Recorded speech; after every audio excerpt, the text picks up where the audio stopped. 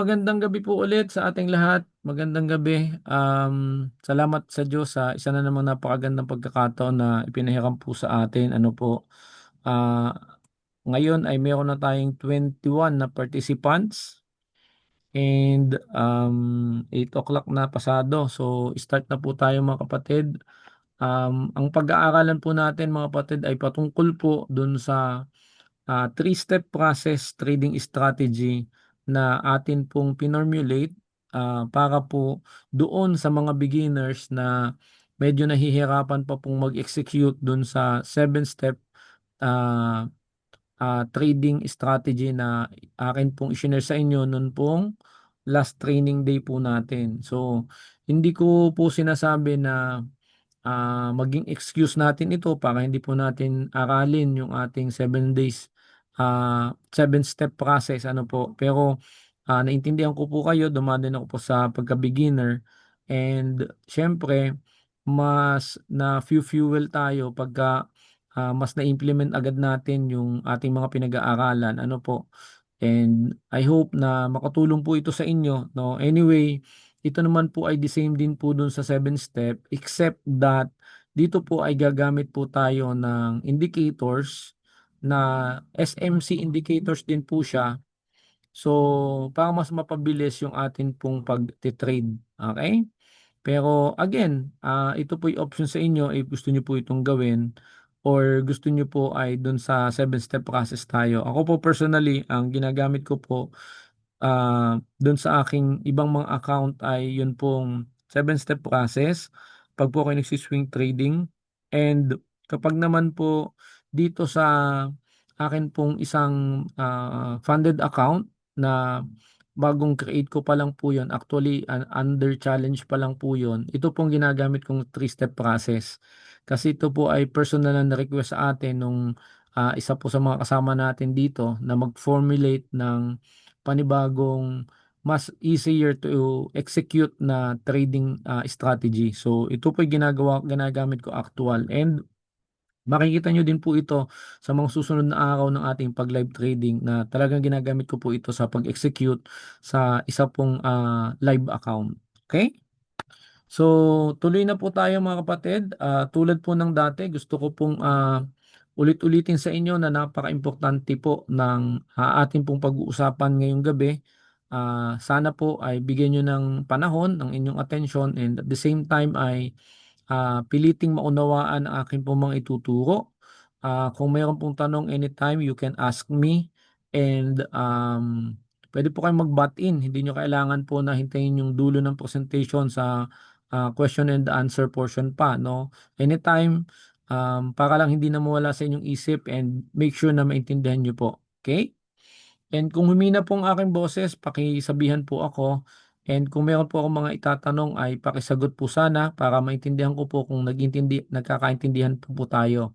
So malaking tulong po sa akin kapag ka po nakikipag-usap po kayo sa akin, nagsasalita kayo dyan, or pag may tinatanong po ako ay sasagot po kayo para hindi din ako antukin at the same time ay maintindihan ko kung talaga nagkakaunawaan po tayo. Okay?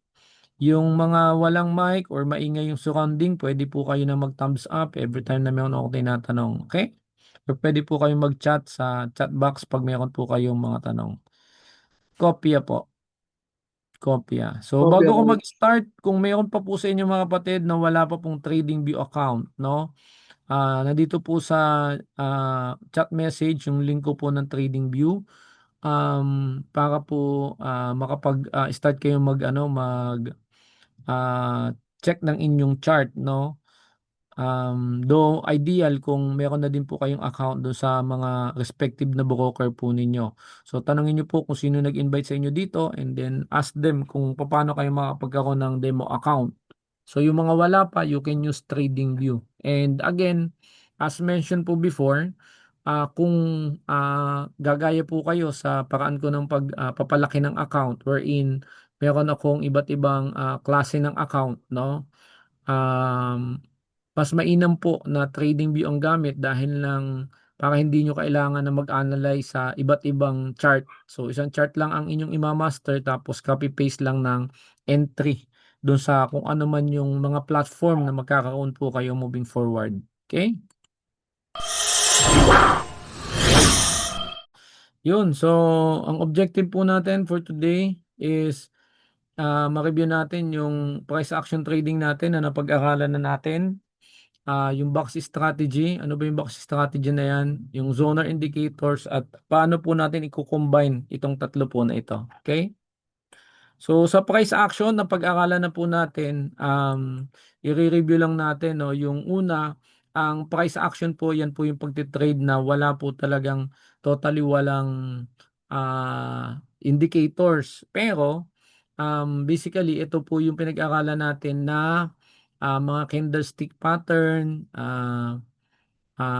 support and resistance, um, chart patterns, no? Yan po yun. So, i-combine nyo lang yan at saka po yung key levels. So, meron pa po ba kayong mga tanong tungkol po doon? Meron pa. So, i-review muna natin isa-isa, no? So, yung una, again, ang market direction, meron tayong kailangang intindihin. Number one, ang tinatawag na trend is yung direction ng paggalaw ng price action. Ano po? Meron siyang tatlo, uptrend, downtrend, at saka po sideways. So, importante po natin, importante po mga kapatid na alam natin yan, nauunawaan natin yan, kasi kung ano po yung direction, yun po yung pagbibasa natin ng atin pong position. Pagka po uptrend, meaning nag-create ng higher high, higher low, higher high, higher low, tayo po ay dapat maghahanap lamang ng buy. Hindi po tayo mag-e-entry ng sell. Okay? Pag downtrend, yan yung nag-create ng lower high, lower low, lower high, lower low. And pag ganyan po ang market, hindi po tayo dapat maghahanap ng buy, ang hahanapin lang po natin ay sell.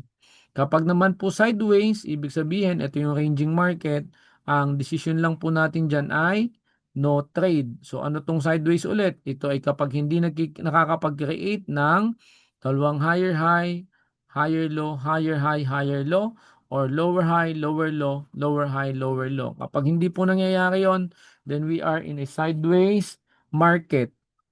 Kuha nyo po. Kuha?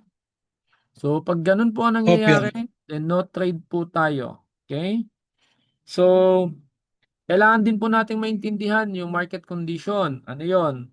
Yan yung tinatawag na trending market o continuously no gumagalaw sa isang specific direction ang atin pong price action. It can be bullish trending market or bearish trending market. So pag trending ang market, ang pwede po natin gawin is mag-trade ng buy lamang habang nasa bullish direction and mag-trade ng sell lamang kapag po nasa bearish trending market. Now, ano naman yung reversal? Ito po yung pagkakataon na after nating makita yun pong tinatawag nating choke o change of character, so yun po ay nagiging reversal na. Okay? So kung tayo naman po ay hindi smart money trading, smart money concept trading strategy, then ang mga reversal po, ayan po yung pag nakita po tayo ng ating mga reversal chart patterns. Halimbawa, nakita po tayo ng double top, triple top, o head and shoulder, tapos na-break na po ang neckline. Pag na-break yung neckline, ibig sabihin po tayo po ay nasa reversal stage na. Kopya po. And then ang ranging, again, ito po yung sideways na tinatawag kung saan tayo po ay hindi dapat nagtitrade. Okay? So nag-review lang po tayo ngayon. So ano naman yung support and resistance? Ito po yung pagkakataon kung saan ang presyo po ay bumabalik every time na napapapunta po siya doon sa level ng presyo kung saan tinitreat na po ng market na yun ay mataas na o overbought na yung price. So pag mahal na masyado, wala na nagpa-purchase and therefore bumabagsak na ulit ang presyo. So yun pong nasa taas na bahagi, yan po ay resistance, and kapag naman po yun ay bumagsak na so oversold or sobrang mura na na presyo, nagkikreate na ng demand, kaya umaakyat na po iyon. So pagka ang pananaw na ng mga trader dun sa isang level ng presyo na yon ay sobrang mura na at laging pag dumadating po doon ay nagkakaroon na ng demand, yun po ay tinatawag na support. Support o yung pong tinatawag na floor. Kuha nyo kapatid. And then kapag naman po yung dating resistance ay naging support, yan naman po ay tinatawag ng key levels. Kopya. So tatandaan, kapag mas madaming beses na nagkaroon po ng bounce dun sa resistance, tapos na break, tapos nag-retest, hindi na nabalikan, yan po ay nangangahulugan ng mas mahabang paggalaw upward. So, key levels as mentioned, yun po yung kapag ang isang price level ay naging support, tapos naging resistance, tapos naging support. That is key levels. And key levels din pong tinatawag yun pong Fibonacci retracement levels. Meaning, gagamit po kayo ng Fibonacci tool to identify yung mga levels. So, dito po, gusto ko maintindihan ninyo na sa Fibonacci levels po, ang 50% ay ginagamit to identify kung alin po ang premium at saka discounted na price, alin ang mura at mahal, to identify kung saan possible pwedeng mag-trade yung mga smart money trader. And yung 0.618 naman po, no, ay ito po yung pinaniniwalaan na pinaka-strongest na key levels kung saan kapag po dito nag-bounce ang price action ay malamang sa malamang na yan po ay babalik doon sa original niyang trend. Kung siya ay bullish tapos bumalik sa 0.618, didiretso po yan pataas. Magbabounce. That's why ito po ay tinatawag na key levels. Kopya. So, pinag-aralan natin yung tungkol po sa candlestick. So, alam natin na ito po ay isang malakas na bullish candlestick kasi walang present ng seller. Followed by this one kasi maliit lang yung present na seller. And then this one kasi mahaba yung body. So ito po ay considered the momentum candlestick as well. And then this one kasi po wala na pong kumontra. After nyo pong bumaba tapos tumaas, wala nang wick sa taas. Ibig sabihin wala nang present na seller during this time. And then ito po yung weakest dito po sa 5 candlestick po na ito. So the same po yan sa bearish candlestick. Kopya.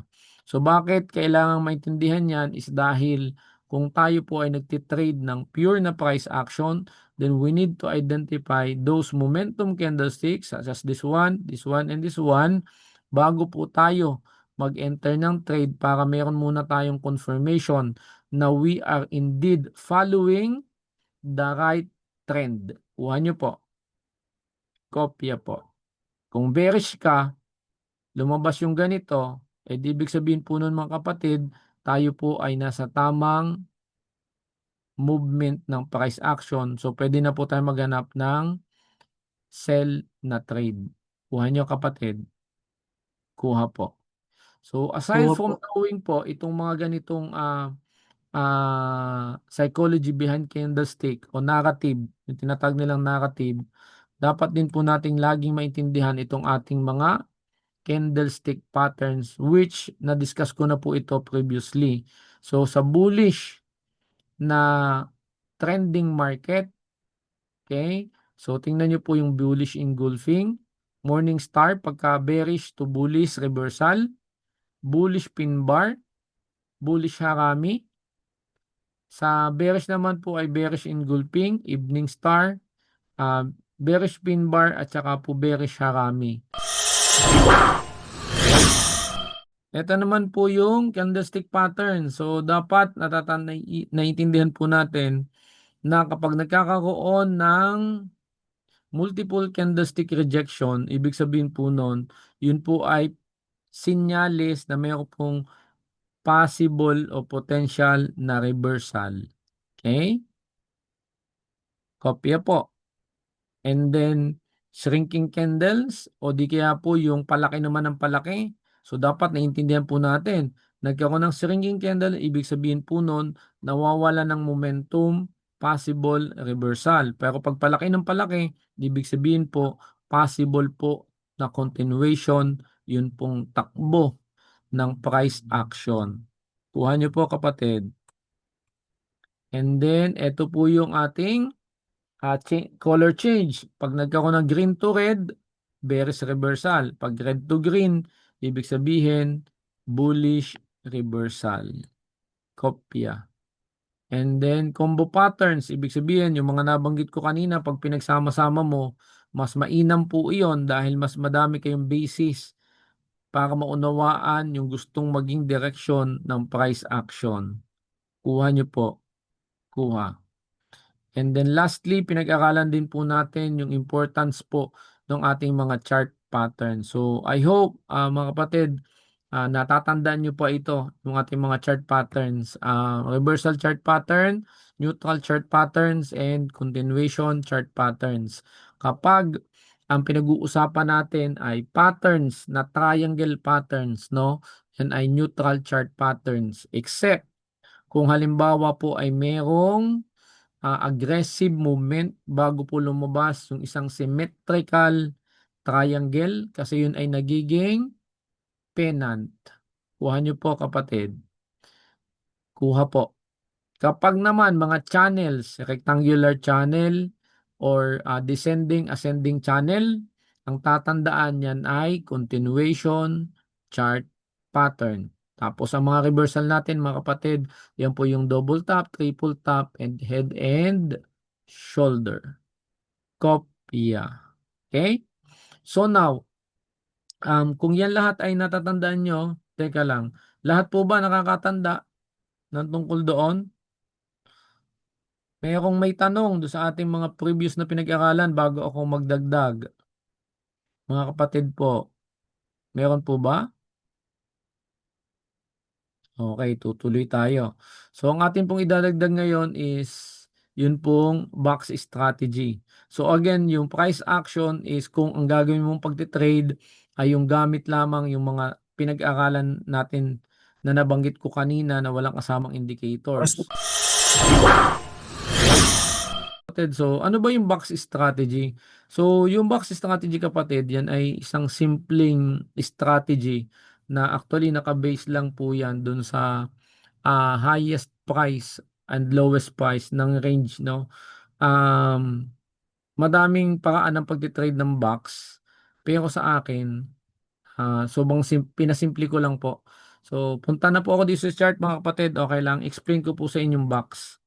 So sa box strategy, again, yan po kapatid ay nakabase sa range ng price action, ng paggalaw ng price action. Tapos naniniwala po siya na pag dumating na yung price dun sa highest price na na-attain on the previous day, babalik na yan pababa. At kung na-break naman yung price ng previous day, yan po ay magtutuloy-tuloy pataas. So since daily yung range ng time frame. So, ang ginagawa po niyan, kinukuha lang yung previous days na chart. Kuha niyo kapatid. Halimbawa, ngayon ay linggo. So, yung pinaka-last candlestick natin is Friday, June 12. So, ito po yon. Kuha niyo kapatid. So, ang gagawin niyo lang po dyan, kukuha lang po kayo ng rectangle, ganyan. Okay? Tapos, ibabox niyo po siya. Yung previous day. Tapos tatandaan nyo yung kalahati, lalagyan nyo yung line sa gitna. Yan. So, yan. So, ito yung box natin. Ano po? Napansin nyo? So, box. Ganun lang kasimple. Tapos, ang gagawin natin, every time, makinig po kayong mabuti mga kapatid, pag na-box nyo na yan, pupunta kayo sa 15 minutes. Okay? Okay. So, tapos, yan. Okay, so 15 minutes. So, nasan yung box natin? Ayun, ang box natin, kapatid. Nakita nyo po. Ito yung ginawa nating daily na box. Ito yung middle. Ito yung ating box, rectangle. Every time po, nandun yan sa taas, hindi lumabas doon. Ano po? Ang gagawin nyo, ang trade nyo po dyan ay pababa lang, sell. Kuha nyo. So, ang katulad dito. So, ang trade natin dyan agad ay sell. Tapos, ang ating stop loss is above ng recent swing low, swing high, and above yun pong box. Okay? Tapos ang take profit natin ay dito. Iyan. So pag naka 1:2, di 1:3, di okay. Kung hindi, di 1:2, pwede na yan. Kuha niyo kapatid. So yan na po yung entry. Ganun lang yung box. Ganun lang kasimple. Kuha niyo po. Kung halimbawa naman, binax mo yung last trading day tapos baliktad, nandito yung candlestick, edi ang trade niyo po doon ay buy. Kuha niyo po kapatid. Ganun lang siya kasimple. Trading strategy na po yon. Maliwanag. Now, being tayo po ay nakabase lagi sa fundamental analysis, ano na lang idadagdag mo? Then ang gagawin nyo kapatid, check muna kayo ng fundamental analysis. Okay? So, for example, ito po yung fundamental analysis today. So, yung chinek natin is NCDJPY. So, tradable ba ang NCDJPY? Okay? NCD is bearish. USD is, JPY is bullish. So, NCDJPY is bearish. So, therefore, ang NCDJPY ay tradable. Kuha nyo. Dapat lang naka-align kung ano ang fundamental analysis. So, ito po ay isa ng trade sa box strategy. Kopya. Kopya? Opyo po. Ketan, question po. Opo. Ketan, paano po malalaman na dapat doon na po kami ah, mag-entry dyan sa inilagay niyo po na Opo. So, doon muna po tayo kapatid sa box strategy muna po ano. So yung pinakasimplest muna, wag mo muna mamaya po natin lalagyan ng mga rules. Doon muna po tayo sa ah, definition ng box strategy. Ano po? Meaning yung nag-formulate po nito ng strategy nito, paano niya ginagawa yung pagte-trade. Doon muna tayo. Hindi muna tayo maglalagay ng rules natin. Okay? Para po masagot ko po yung tanong niyo po Kuya Marco, no? Sige po kuya, kuya. Salamat po. Ay, salamat po sa Diyos kapatid. So, ganun ulit. So, halimbawa, paggising mo ng umaga, nandito yung price. Pwede nyo na pong i-trade yon. Entry na po kayo kung naka-align na po siya sa fundamental analysis. That is just the first rule na gusto kong i-implement po ninyo. Kasi wag talaga kayo magte-trade nang hindi naka-align sa fundamental analysis. Whatever strategy na meron kayo, maniwala na po kayo sa akin, do not trade against the trend. Kuha nyo po kapatid. So now, halimbawa, pagising niyo po sa umaga, nandito yung price, dito po tayo mag-trade ng sell. Kung halimbawa, ang price nandito sa taas na to, dito po tayo mag-trade ng sell. Tapos ang atin pong stop loss is above the box. As long as again, aligned siya sa fundamental analysis. Kuha nyo kapatid. Walang masyadong, ano yun, walang masyadong um, kailangang isipin. Ganun lang siya.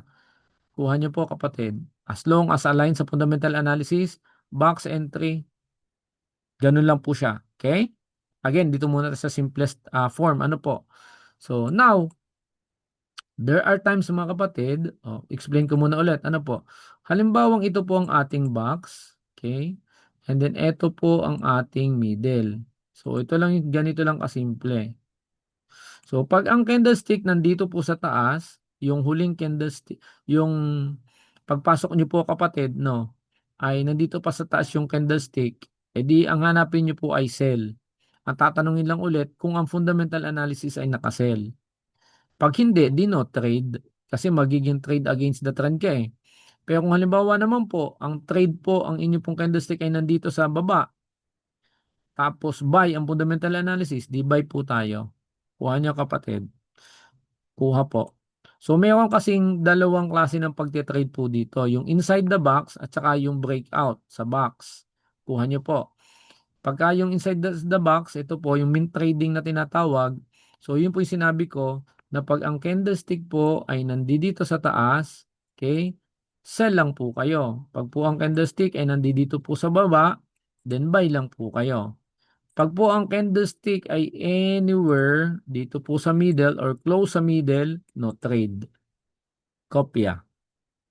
Ganun lang siya. Now, kung halimbawa po, dito muna tayo sa candlestick na to. Halimbawa, ang fundamental analysis ay bullish. Okay? Nasa taas yung candlestick. 'Di ba kanina, kung bullish ang fundamental analysis, tapos nandito yung candlestick, okay na tayo, pwede na tayo mag-entry. Align na eh. Kapag ang candlestick nandito po, tapos bullish, ang hihintay nyo naman po kapatid, ay yung tinatawag na breakout trading. Pag break sa box, hintayin nyo po muna mag-retest. Okay? Pag hindi na yan nakalapasok dito, tumaas, okay? Pwede na po kayo dyan mag-trade ng buy. Tapos, ang inyo pong stop loss, of course, is somewhere, dito kayo nag-buy, stop loss, isa baba ng inyong recent swing low, and then times 2 or times 3. Kuha nyo kapatid. Tanong, paano kuya malalaman kung times 2 o times 3? Bumalik po kayo pa ganyan, tapos tingnan nyo po yung pinakamalapit na swing high. Tapos lagyan nyo po ng resistance line. Kung malayo pa, hindi po mababangga ng times 3, di times 3 po kayo. Kung malapit na, di times 2. Kuha nyo kapatid. Ano ibig sabihin? Pang ganito yan kapatid. Ayan o. Ayan. So kung dito ka magbabay, tingnan nyo po ito. Ay masyadong malapit na. Di wala. Kung ano ba na-break itong level na to, dito na yung sunod. Kuha nyo po kapatid. Kopya. Maliwanag po ba? Okay? So kung halimbawa naman po kapatid, nakasell, tapos bullish. Kuha nyo kapatid. Bullish ang momentum, tapos bullish ang trend. Pag nandito, buy lang. Pag bullish ang trend, nandito ang candlestick, hintay tayo ng breakout, retest, entry. Pag bearish naman ang trend, kuha nyo kapatid, bearish ang trend, okay? Tapos nandito ang candlestick, edi sell lang. Pag nandito yung candlestick, edi ang gagawin nyo naman po ay breakout, retest, enter. Kuha nyo po. Kuha. Liwanag kapatid. Okay. So gawin natin ganito kapatid ha. Tatanong muna ako bago ko i-backtest sa chart. Lahat po ba naintindihan na po? Pa-thumbs up sa lahat na nakaintindi. Pag mayroon pong kapatid may tanong, magtanong muna po. Okay. Ivy Chin, Adelinisa, Kuya Eric. Uy, magandang gabi Kuya Eric. Kuya Hector. Okay. Okay, yung guest na isa na madaming characters. Hindi ko po alam kung sino ito. Kuya Angelo, okay na po? Sit-in lang ako, kuya. Malinaw na po kapatid? Sit-in, sit-in. Sit-in lang. Okay. Sige po. Okay, sige. Assume ko na okay na po tayo mga kapatid ha. So, now. So, tanggalin natin. Okay? So, backtest tayo mga kapatid. Halimbawa po, okay? Doon muna tayo sa backtest. Pwede po kayong magbigay sa akin ng ano po kung meron kayong gusto na currency pairs na gusto nating i-test. Okay? So, ang hindi lang natin mabibacktest po is yung fundamental analysis. Okay? So, kasi wala tayong data kung tama yung fundamental analysis natin. So, box muna, box.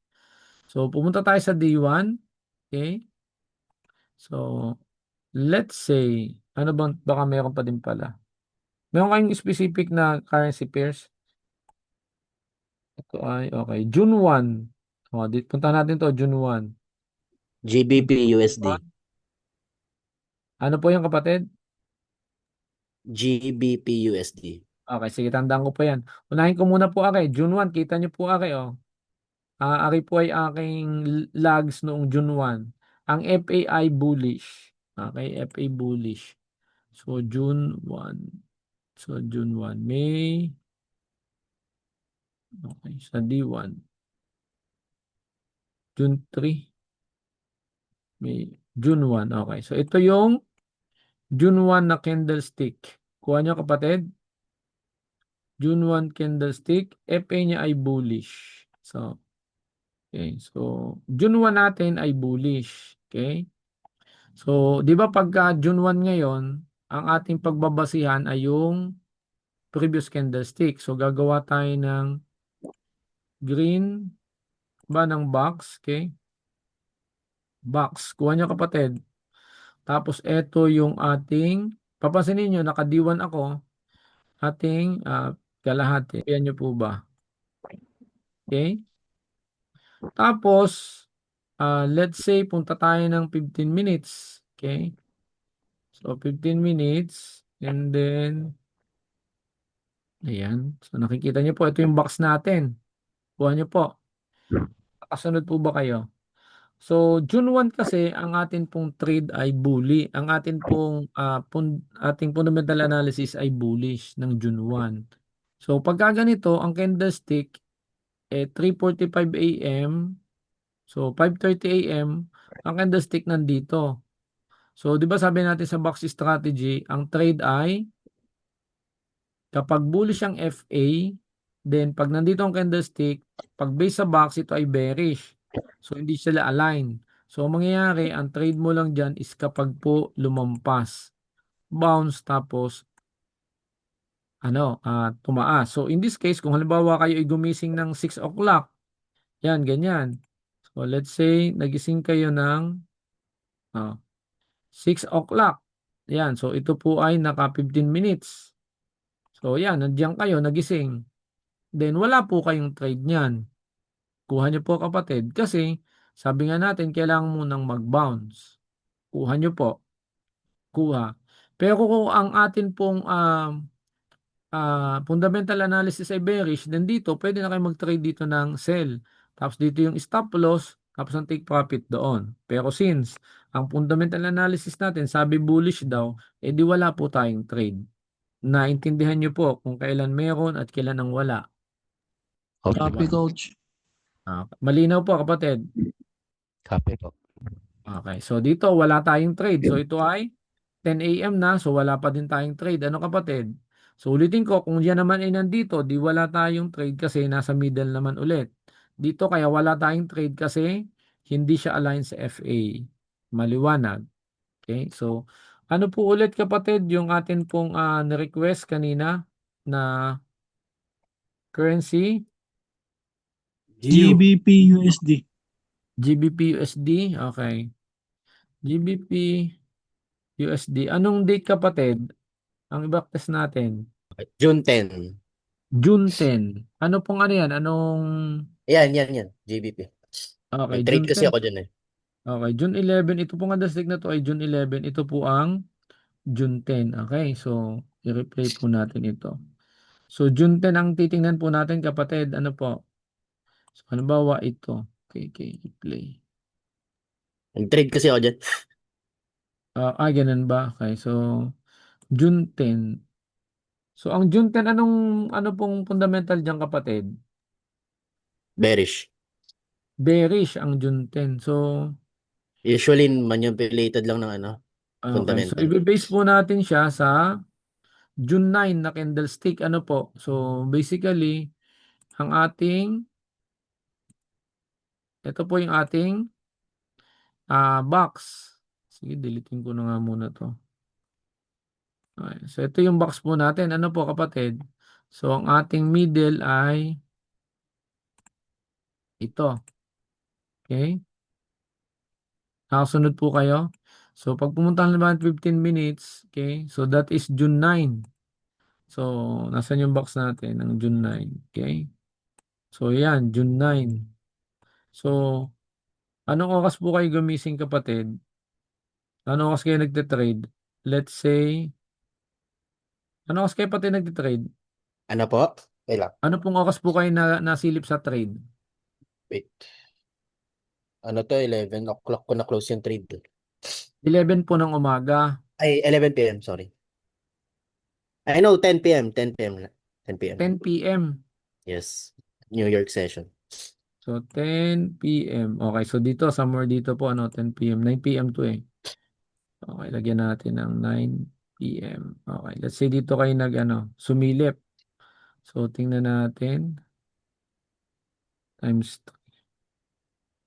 So, mga kapatid, yung yung mga nagba-backtesting, especially mga beginner, noon po ako yung nag-start mag-trade, ito yung sinasabi ko sa inyo na kaya ako nag-subscribe dahil nito. Yung replay kasi. So, nababacktest ko ng maayos. O, halimbawa, katulad yan. So, 10 p.m. Yan. So, 10 p.m. Yan. Teka lang. Saan yung 10 p.m.? So, akin po kapatid ay 9:45 p.m. Kuha niyo kapatid. So, kung sumilip ka ng 10 p.m., most likely nandito yung candlestick. Tama po ba? Tama. So, sabi niyo po, ang inyo pong fundamental analysis nito kapatid ay bearish. Bearish. Yun. So, pagka ganyan kapatid, na-break po kasi yung yung box. Kuha niyo po kapatid. So, pagka ganyan, naka-no trade na agad ako dyan. Unless, pag akyat niya po, pag break niya, nalampasan niya ulit yung box, tapos nagkaroon ng retest. Kuha niyo kapatid. Di lumampas. Pag nag-retest siya dito, napaakyat, ibig sabihin wala po akong trade noon. Pero kung pagka break niya po dyan, okay, tapos bumaba, na-break niya itong resistance ng box, tapos nag-retest, hindi niya siya nakalabas, yun, pwede po ako mag-trade doon ulit ng bearish. Considering na ang fundamental nga po natin ay bearish. Kuha niyo kapatid. So kung halimbawa, ito yung experience na nakita mo, yun, pumasok, Yeah. di ba? So Inantay pagpasok ko siya natin bumaba yan, ulit eh. kuha niyo po. So, kung yan, hintay na tayo ng retest. So, pag retest niyan, okay? So, wala, hindi na ako naka-retest. Hindi ko na nakita. Wala na retest. So, tingnan natin sa 5 minutes kung may retest. Ayan, pwede pala itong considered na retest. Ay, hindi. Hindi din siya nakatatlong candlestick eh. So, hindi ko to, kung ako pa magti-trade, wala akong trade na to. Kasi hindi siya nakatatlong candlestick. Kuha nyo po. Kuha nyo. So that is again kung ang lalagyan natin ng the same na rules ng SMC. Pero kung halimbawa, again, going back ba, punta muna tayo sa simplest way, simplest definition ng gumawa nitong strategy. So yan po, enter na yan dito. The moment na ma-break niya, ang tinitingnan niya lang is price action. Kung halimbawa katulad nito, ito po ay bearish engulfing. Yan po is nagtitrade na po dito ng short. Kuha nyo. Tapos ang stop loss niyan po is naka-base na po dun sa previous na swing low, swing high, above the swing high, and then 1:3, 1:2 po yung ating TP. Ganyan po yun. Ganyan yung pagtitrade ng box dun sa walang ibang mga rules na katulad ng ginagawa ko po. Kasi ako, pag ako po ang magti-trade ng box, laging mayroong specific na retest. Kuha nyo po.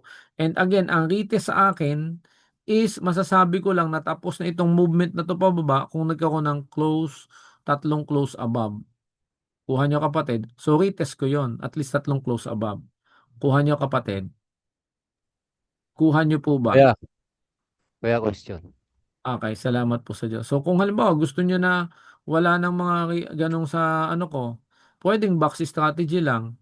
Pero pinaka-safe, siguro 1:2 lang muna yung ilagay nyo kung walang malinis na retest. Kuha nyo kapatid. Maliwanag po. Sir, kung iba-box po ba kasama po yung weeks? Opo, highest price po. Kasama po ang weeks. Kuha. Nagatingog ni. Okay? Natindihan nyo po ba? Coach, tanong lang po. Po. Kasama po ba sa retest yung weeks? Pag Opo, yung kasama kapatid. nagre-retest po. Okay, sige po. Salamat, Coach. Thank you. Opo, pwede po yun. Pwede. Opo.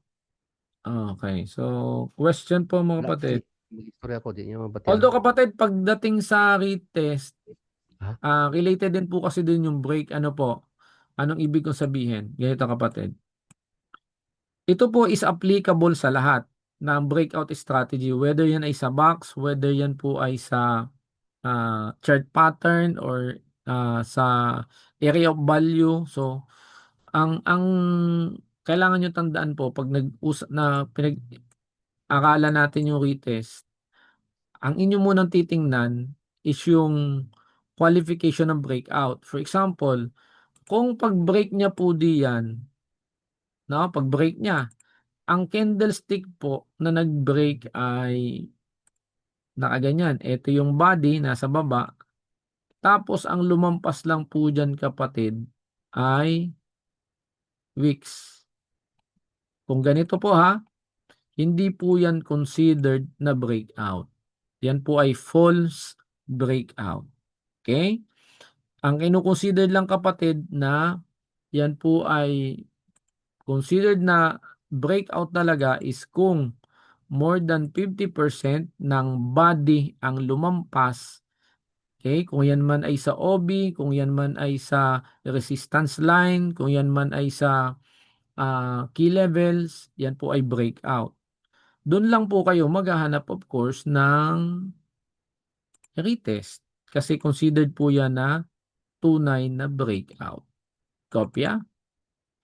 Kung yan kasi ay ganyan lang, no? Yan yung tinatawag nila na liquidity grab, liquidity sweep. Okay? Sa ICT at saka sa smart money concept. Kopya. So, naintindihan nyo na po yung box mga kapatid. Baka tumuloy ako sa ibang topic. Naintindihan nyo na po. So, ganun lang yung pinakasimple. No? So, ang box theory, wala yung fundamental analysis. Yun pong sinasabing kong fundamental analysis ay akin pong sarili talaga yun kasi hindi talaga ako nagtitrade ng walang fundamental analysis. Okay? Kuha po. So, now, punta tayo dun sa sunod na slide. So, yan po yung tungkol dun sa box. I hope naintindihan nyo na. So, yung zoner indicator naman po, ito po ay isang indicator na nakabase sa smart money concept trading strategy. So, kung halimbawa, nahihirapan po kayo pa sa gagawa ng market structure, then, pwede nyo pong gawin is i-combine yung zoner dun po sa box strategy. So, halimbawa, ang sabi po ng box strategy ay bearish, then hanapan nyo lang po kung merong entry ng zonar. Kuha nyo. Paano ulit natin malalaman kung bearish o bullish ang box strategy? Pag nasa taas, bearish ka. Pag nasa baba, bullish ka. Kuha nyo kapatid. So, lalagay nyo lang ng zonar. So, paano natin magagawa yun ngayon? So, let's say, punta tayo ng fundamental analysis muna ngayon. So, dito nakalagay USD para bukas. Analyze na tayo for tomorrow. Diba? USD, AUD, USD. So, tingnan muna natin yung calendar. So, bukas wala pang events kasi Monday bukas pa lang. Pero come Tuesday, tatamaan ang JPY at saka AUD. Kuha niyo kapatid. So, iwasan muna natin ang JPY at saka AUD. So, dun muna tayo sa USD CHF. So, punta tayo ng USD CHF. Okay? USD CHF. Pakita ko lang po yung sa sonar po So, USD CHF. Okay? So, let's say, delete muna natin nga lahat. USD CHF. Okay? Ganyan. Punta tayo ng D1. Copy nyo po.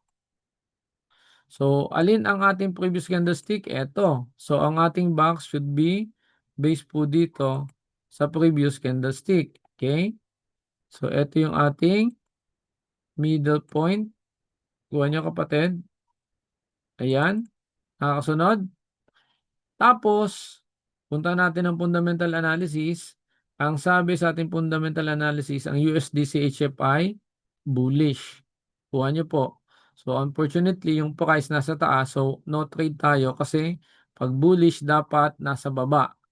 Kuha nyo kapatid. Kuha nyo po yon. Maliwanag po yon. Now, kung ang sasabihin natin, walang fundamental analysis, sonar lang at saka box, then ibig sabihin, click nyo lang po yung bearish, punta kayo ng H1, okay?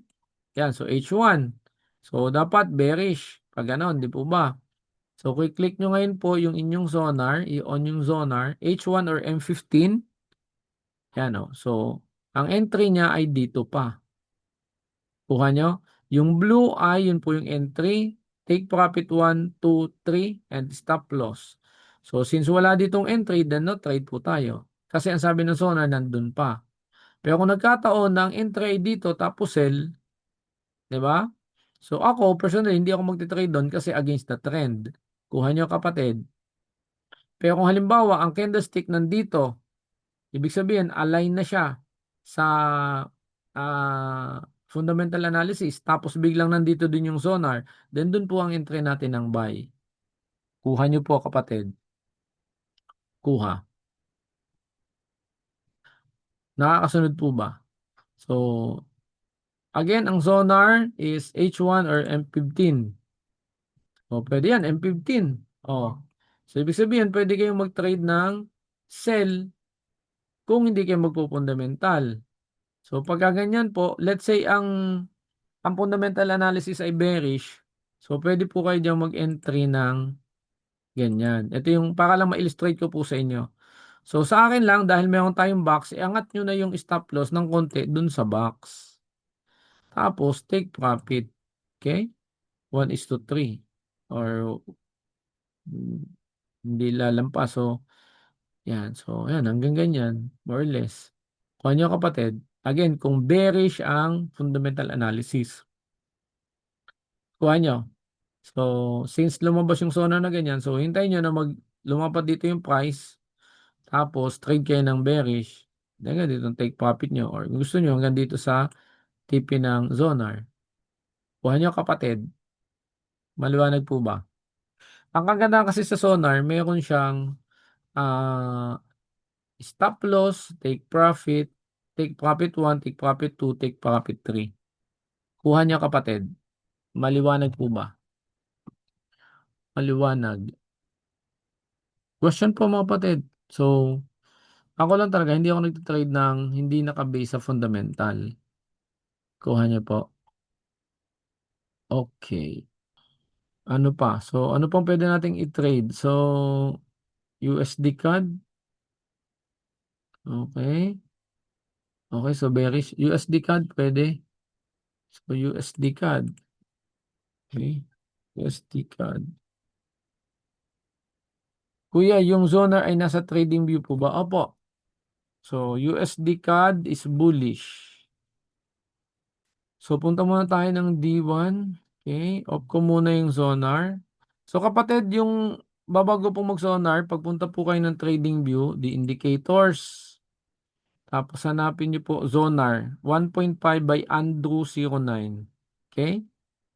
Tapos, yan po, kapatid, sa settings po niyan, pag sa trading view, kung wala kayong account sa Primeverse, ang display settings po niyan naka-off. So, i-on nyo lang po siya. Okay? Sa D1, so ang previous candlestick ay ito. So, mangyayari dyan, D1 ay ito. Yan. So, in the case po na yung candlestick before, ano ba ito, yung previous, kita nyo po, nasa loob siya nitong sinundan na candlestick, pwede nyo po yung gamitin. Yan, pwedeng iganyan nyo na. Kuha nyo po. Okay?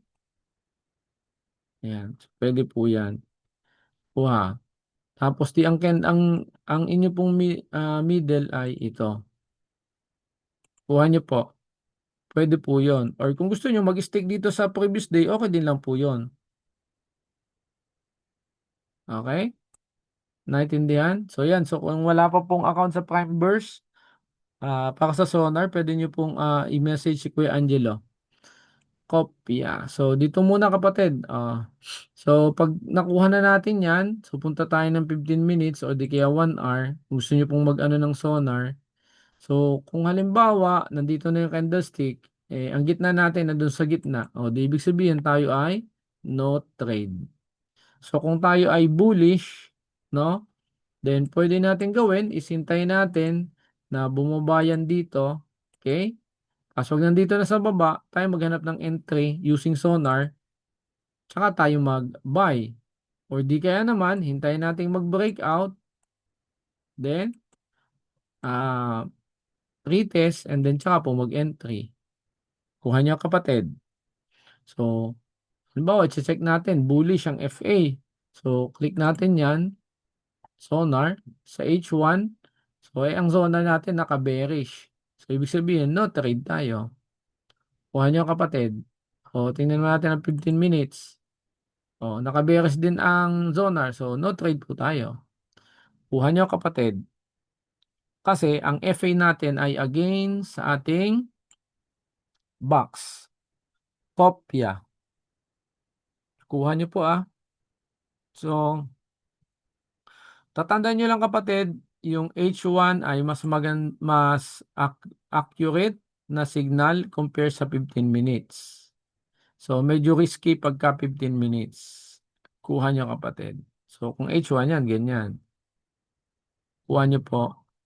So, most of the time, align yung zonar at saka po yung zonar at saka box. Align yan most of the time din. Ang problema ko po dyan, sa akin pong backtest, sa aking forward testing niyan, pag against the trend, mali talaga eh. Nagmamali po eh. Na-ESL ako pag against the trend. Kaya ako talaga, ang implementation ko niyan, dapat naka-align siya sa FA. Okay? Maliwanag po ba? So, ulitin ko, ang kaganda sa Sonar, siya po ay naka-base na po siya sa Smart Money Concept Trading Strategy. Tapos meron siyang stop loss, take profit, 1, 2, and 3. Consider nyo lang sa take profit, sa stop loss na kung halimbawa katulad nito, ang stop loss niya nakatungtong dun sa inyong swing high. Ayan o. So, pwede nyo itas ng kaunti. Kuha nyo kapatid. Para lang, kung halimbawa magkaroon ng double top, eh, hindi tamaan yung SL kaagad. Kuha nyo po. Maliwanag. Okay, so yan po yun. Kuha nyo kapatid. Maliwanag? Any question mga kapatid? Kuha. So, ngayon, kung isi-simplify po natin, then ano yung mga options po ninyong pwedeng gawin? So, ano yung pwedeng gawin una? Number 1, pwede kayong mag-trade ng box base lang. Idagdag nyo lang yung fundamental analysis para meron kayong trend filter. Kuha nyo kapatid. So, pag box base lang, ano yung strategies? No? So, box base. Entry. Okay? So, ano po ulit yun? So, step 1, okay, is fundamental. Yung what to trade natin, ganun pa din. What to trade equals FA. Kuha nyo kapatid. What to trade and what position to trade. What position to trade. Kuha nyo po. Kuha. Step 2, okay, box strategy. Strategy entry. Kuha nyo po. Basta tatandaan nyo lang, ang exit nyo po dyan, big sabihin, ang exit. Pag sinabing exit, yan po yung ating SL or take profit. Kung kayo ay nakasell, mga kapatid, kung kayo ay nakasell, ano po, dapat ang inyong stop loss must be above the box. And then ang inyong take profit, dapat hindi lalabas sa box. Kuha nyo kapatid. Kung kayo na may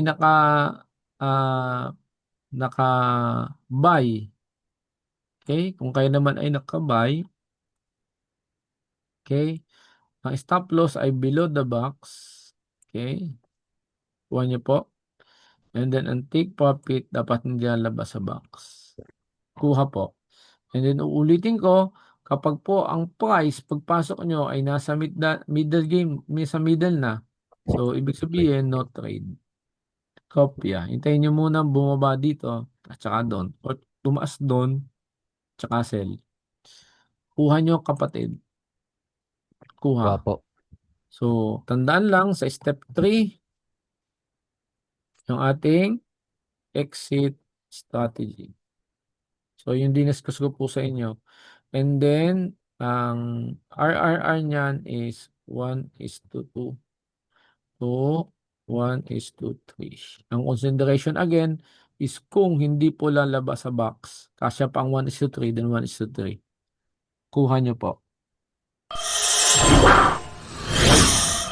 So, ito na yung ating box plus sonar. Kuha nyo kapatid. So, ang gagawin natin, step 1 natin, no, is again, fundamental analysis. Step 2 is yung ating box. Okay? Pag align ang fundamental at analysis tsaka box, then doon lang kayo maghanap ng step 3 na entry and exit na zonar. Pero kung halimbawa, dito pa lang, hindi na align, huwag nyo nang i-open yung zonar. Huwag nyo i-click yung zonar, baka mamaya matukso pa kayo. Malinaw po ba? Ganun na ang gawin nyo kapatid. Ano ko po yan ang aking payo sa inyo. Kung kayo isusunod sa akin na may fundamental analysis, pag hindi na align, 1 and 2 pa lang, hindi na align pala eh. Huwag na kayo pumunta sa number 3. Whether 7-step process, box entry, o di kaya zonar entry, huwag nyo nang ipilit. Kuha nyo po. Kuha po ba? Kuha po kuya. Okay. So, kung magba-box test tayo, ulit tayo box test. So, simulan natin sa D1. June 1. Okay. June 1. Ito. So, ito yung ating June 1. Okay. So, play May 29. Start nyo. Yan. Ganyan. So, ang box natin ay ito po, no? So, pagpunta nyo kapatid ng 1 hour. Okay. So, yan, nandiyan tayo, May 29. So, ang ating, ang ating po kapatid na middle ay somewhere here, slightly. So, pagka ganyan, anong oras na to? 4 a.m. Okay, so 7 a.m., 6 a.m. So, pagka ganito po, kung ang atin pong fundamental analysis ay bearish, then ang kailangan na desisyon is mag-break, tapos, tsaka po trade ng bearish. Kuha nyo kapatid.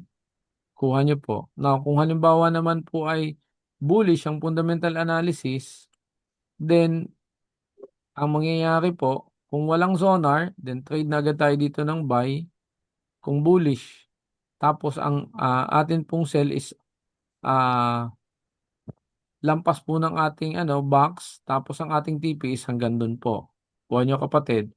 Kung gagamit kayo ng sonar, di on yung sonar, tingnan nyo kung merong signal. So, kaso dito, ang signal ay bearish din. So, ibig sabihin, wala po tayong trade doon. Kuha nyo, kapatid.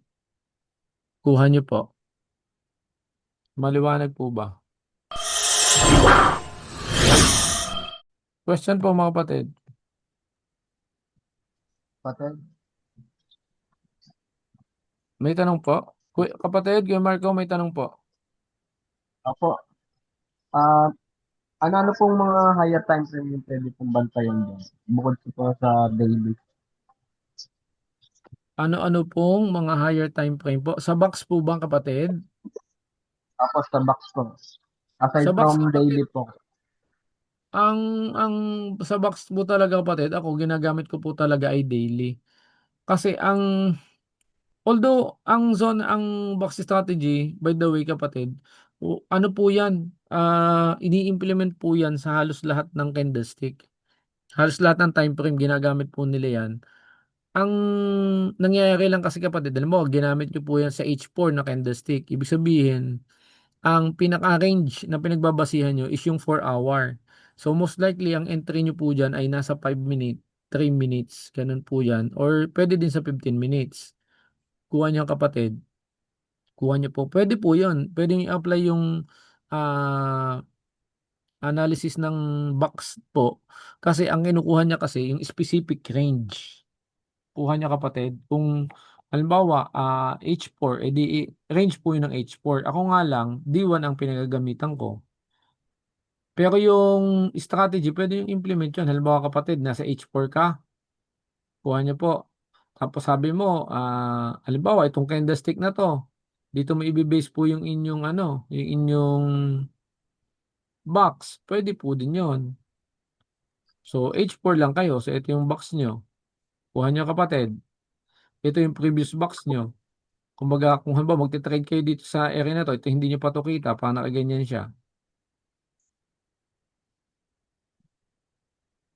Ayan, halimbawa, nakaganyan. Okay. Yan. So, yan. Halimbawa, ito yung box nyo, kapatid. So, ang trade nyo dyan, kung halimbawa, punta kayo ng 15 minutes, teka lang, lagyan natin ng center. Yan. So, yan. So, kung halimbawa po, after 15 minutes, tapos naghanap kayo ng entry na nandito ang inyong candlestick, then trade nyo po dyan ay bullish. So, pag inon nyo yung sonar, nandun sa taas yung sonar. Kuha nyo po, kapatid. Di ibig sabihin, no, trade ka. Kuha nyo, kapatid. Kasi ang magka-align, FA at saka ano. Kuha nyo, kapatid. Kaya po Nuggets po. kapatid. Ayun lang. So, yan. So, kung halimbawa ganyan. Yan, lumampas. So, bearish.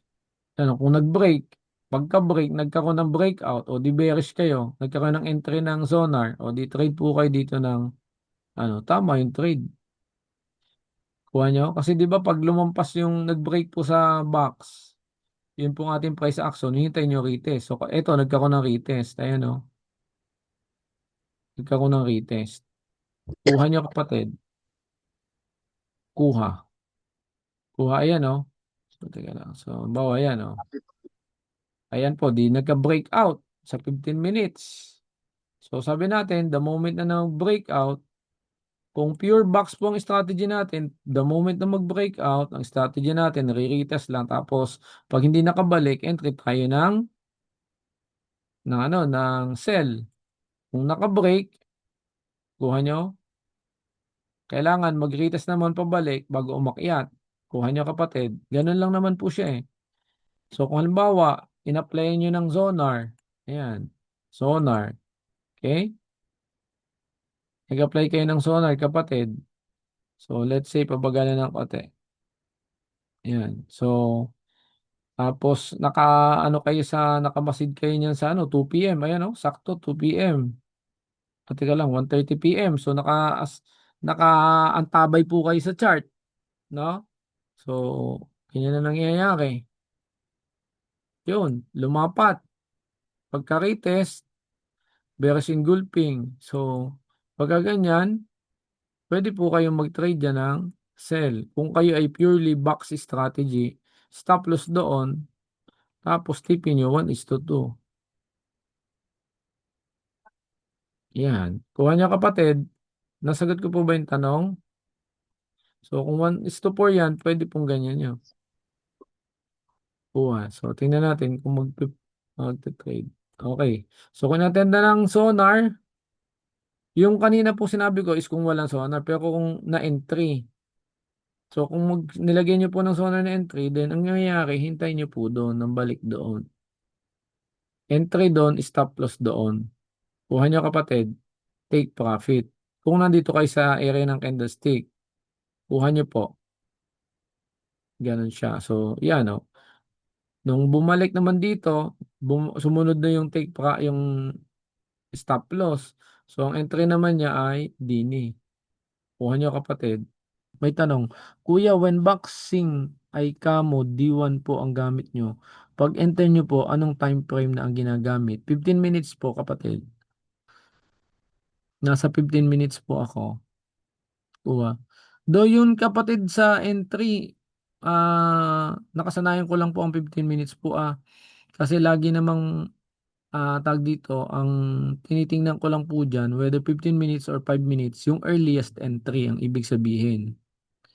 Kuha nyo po. Like, alam mo, pumunta ako ng 5 minutes.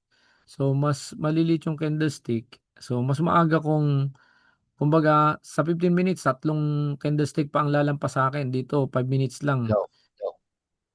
Pwede na ako makapag-decide. Kuha nyo, kapatid, isang candlestick lang. So, completely up to you, mga kapatid dyan.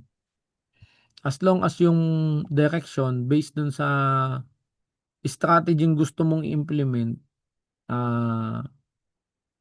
nakaayon sana sa fundamental analysis.